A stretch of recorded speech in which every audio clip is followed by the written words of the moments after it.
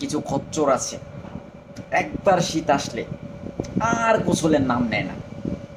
শরীর থেকে গন্ধ বেরোয়, গন্ধ, তাও এরা গোসল দেয় না। কিন্তু আমাকে দেখো, আমাকে আজও গোসল করিনি, কালও করব না, পরশুও করব না। কারণ আমি কি করি জানো? আমি সমাজ সেবা করি, গোসল করি না, সমাজ সেবা করি। এক জায়গায় গিয়েছিলাম, এক সিরিয়ালে লাইনে দাঁড়িয়েছিলাম, লোক আমাকে কেলাতে শুরু করেছে। কি চর, কি লাথি, কি ঘুষি। বললাম যে কেন ভাই, কি হয়েছে? বলতেছে যে তোর গায়ের গন্ধ থেকে আমাদের বমি আসছে, আমরা অজ্ঞান হয়ে যাব আর কিছুক্ষণ গেলে।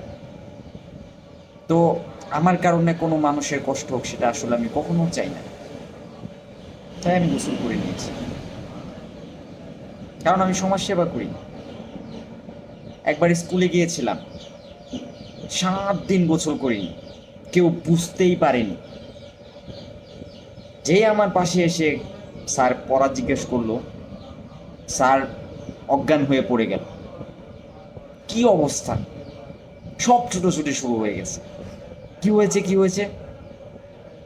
স্যার বলছে অজ্ঞান জ্ঞান হয়ে যে, যে আমি কোথায়, আমি কোথায়। মনে হচ্ছিল আমি ভেন্টিলেশনের ভিতরে আছি। তারপরও গোসল করতাম।